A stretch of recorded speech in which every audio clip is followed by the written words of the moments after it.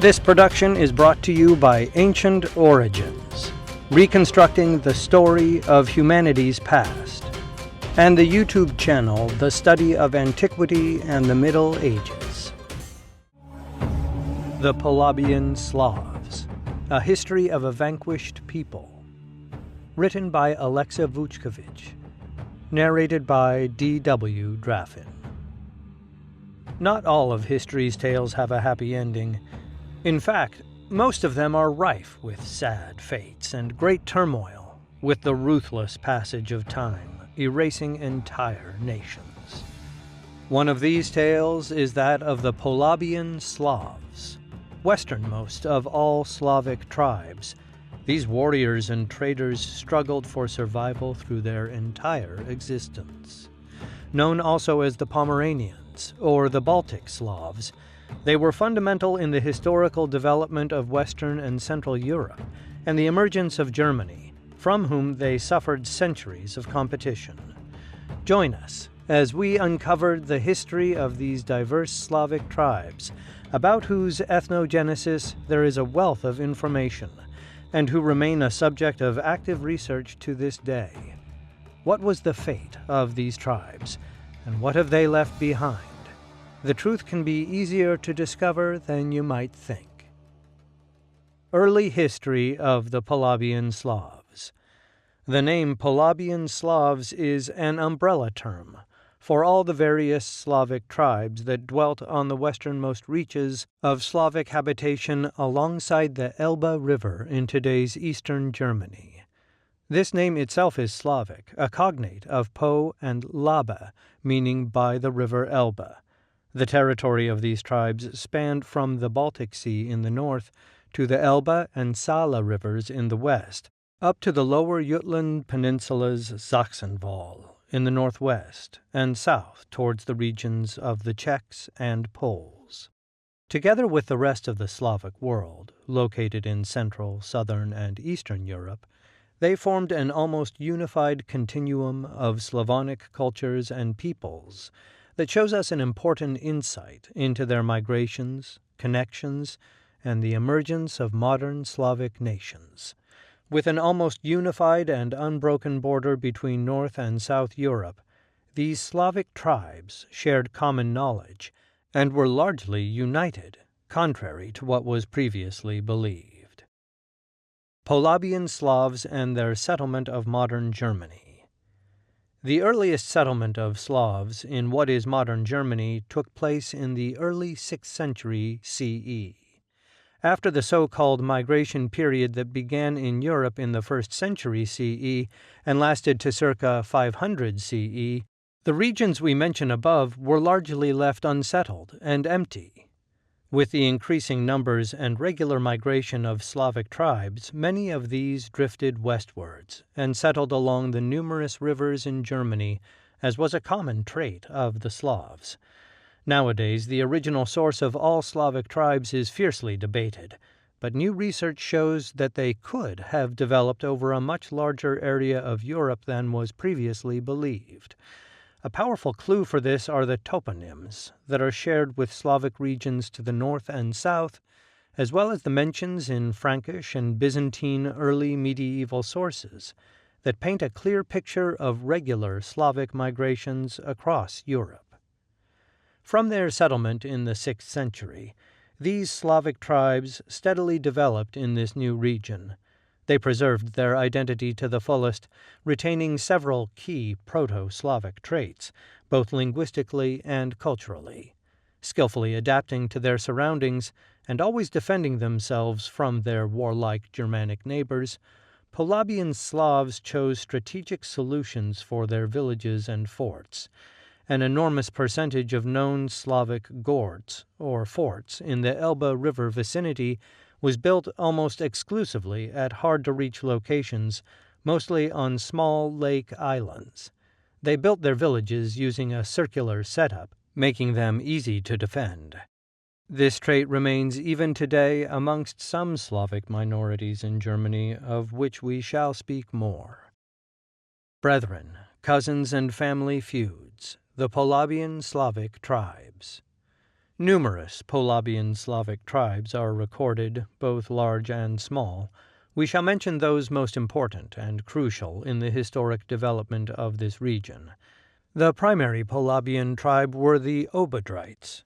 Their name is purely Slavic, and either comes from the Slavic word bodriti or obodriti, from Proto-Slavic root budru, all meaning to support, to encourage, to bolster. Another explanation for the name is far simpler, relating to the river Oder, and meaning those beyond the Oder River. The Abadrites developed into a confederation that included smaller tribes such as Travnians, the Drevans, Wagrians, and Warnovers. Further to their east on the Baltic shores were the Veleti, also called the Viltsi and Liutici. This group was comprised of several smaller tribes, chief amongst them being the Sirsapani, Hijani, and the Ratari. Other tribes worth mentioning further to the south, such as the Glignani, Rekhani, Doshani, Ruyani, Sorbi, and many others. Pagan Pantheon of the Polabian Slavs. It is known that the Polabian Slavic tribes placed great emphasis on the pagan pantheon, and that each major tribe had their own protector deity, one that was part of a Slavic pantheon shared by all tribes. For example, the main town and the political center of the tribe of Ratari, Redarians, was Radagast. The town was named after the common Slavic god of hospitality, Radagost, also known as Radagast, Radagost, or Radagosk, and he was also the protector god of the tribe. A Christian emissary, Adam of Bremen, wrote about the cult worship of this god, describing that it was worshipped in a wooden temple that was raised on a mound of animal horns. Besides several wood idols of gods, a stallion was kept in the temple at all times, either black or white. The stallion was sacred to the god, and was used as an oracle for important events, such as battles. Each major tribe and town had such a temple with a horse, albeit devoted to a different god, for example to Perun, Veles, Svetovid, Svantevit, or Swarozic. Subjugation to the Franks and the Danes. All Polabian Slavs were in contact with and subdued by the Franks, although their relationship was never 100% clear. Furthermore, the Franks relied on a divide-and-conquer strategy, often enlisting different Slavic tribes to fight against one another. In this vein, there was the so-called Sorbian, aka Serbian, March, a frontier region of East Francia that was created in the 9th century to protect the borders from the restless Sorbian tribes. From the 9th to the 11th centuries, this region was the location of numerous Slavic insurrections. We also know that Charlemagne used the Abadrite Slavs in his own campaigns against the Saxons in the lower Jutland Peninsula. They were his allies for several decades, warring not only against the Saxons, but against Slavs as well, particularly the Veleti.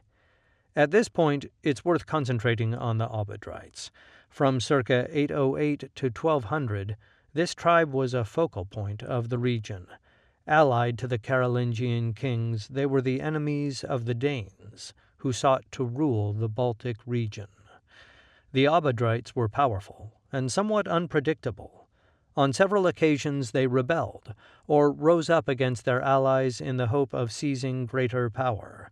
For example, the Abadrite ruler Slavomir abandoned his alliance with the Franks and joined the rebelling Serbs, only to end up captured and abandoned. His successor, Kedreg, also rebelled against his Frankish allies and allied himself with the Danes, but later switched back. An important event occurred several decades afterwards. In the mid-1900s, the Abadrite ruler Nakhon and his brother Stoignu led a Slavic rebellion against the Germans. They were defeated in 955 at the Battle of Raxa River by the German king and Holy Roman Emperor Otto the Great. After this defeat, Nakhon was forced to adopt Christianity, but famously stubborn, the Slavs abandoned Christianity several times in the following decades. The Abadrite Confederation and the fall of Polabian Slavs. One of the most important figures of the Abadrites and the Palabian Slavs in general was Niklat, the chief of the Abadrite Confederacy. He led his confederation into a widespread revolt against the German king Lothar III and his Danish vassal Prince Canute during the 1120s. Even now, the Polabians held to their pagan gods. Niklat, for example, renounced Christianity and reverted to pagan belief.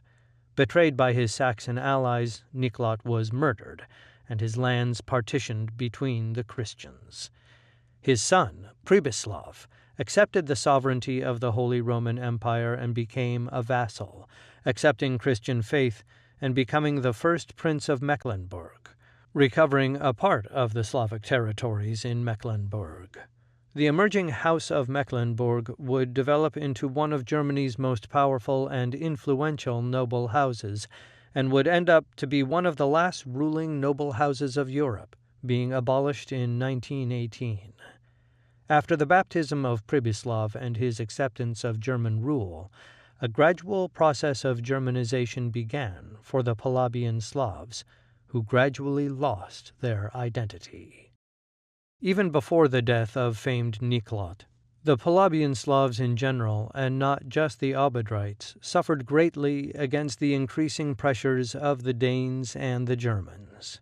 In 1147, the so-called Wendish Crusade began, a major military campaign of the Kingdom of Germany and the Holy Roman Empire, directed exclusively against the Polabian Slavs, called the Wends by the Germans. German archbishoprics placed increased pressures against the majorly pagan Slavs and sought to convert them to Christianity by any means possible. With Niklat's preemptive actions against the Crusaders and the Pope's call for action, the region was embroiled in a major struggle for power, much to the disadvantage of the Slavs. In the end, after suffering expulsions, destructions, forceful conversions, and even death, the Polabian Slavs were Catholicized. Thus began their gradual assimilation into the German culture. Christianization and assimilation under German domination. In the end, the pressure was too much for the Polabian Slavs. The increasing power of the Germans and the Holy Roman Empire, paired with internal strife, was too much to bear. The centuries that followed after their Christianization saw their gradual assimilation. Amongst the last of their tribes to fall were the Rani, or Rujani. They inhabited the Rujan island off the coast of Pomerania and boasted one of the most powerful Slavic cult religious sites, called Arkona. This powerful fort fell to the Danes in 1168 when King Valdemar sacked it and toppled the pagan idols which stood there.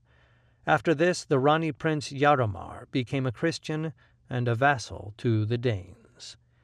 The only tribe that has retained some vestige of their identity in modern times are the Sorbs.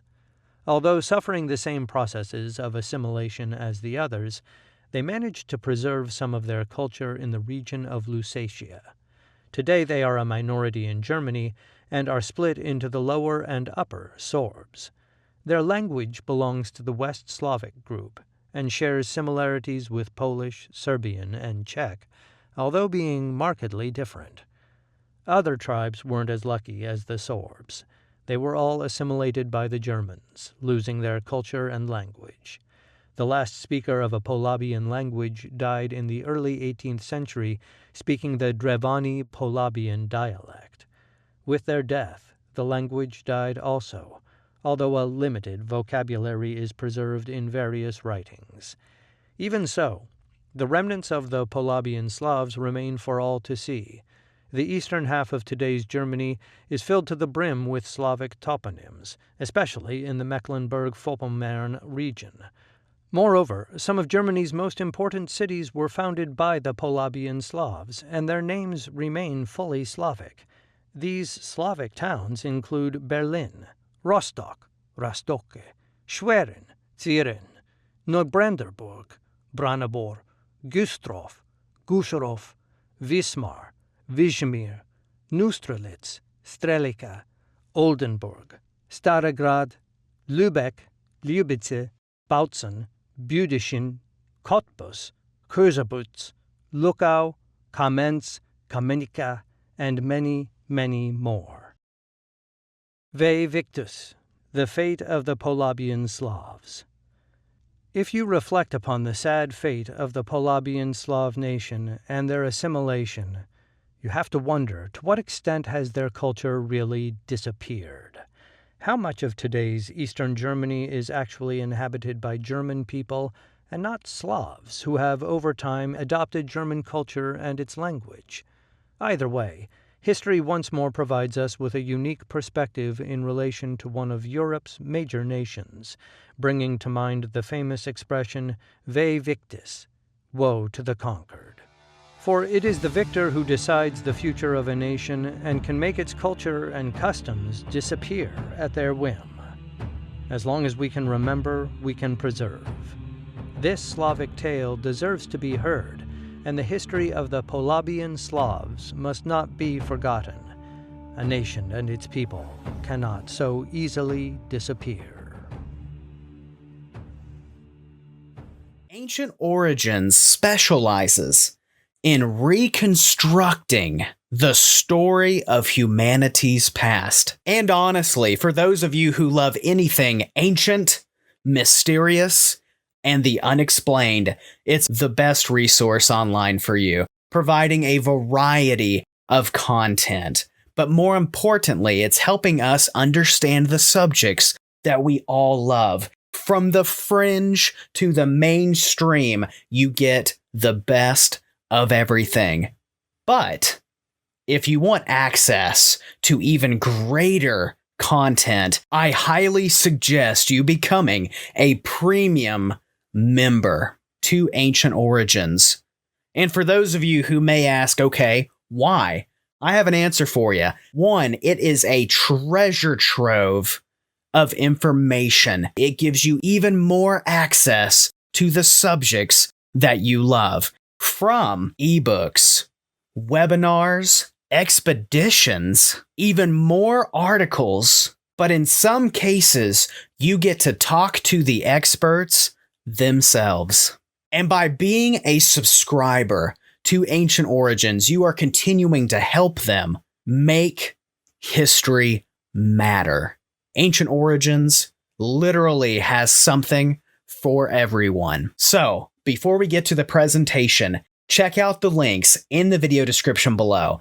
I'm going to provide you with a variety of references to Ancient Origins from their Facebook page and other social media outlets to the very heart of the Ancient Origins website itself to help people like me and you better understand the subjects of history, mystery, and the unexplained that we all love.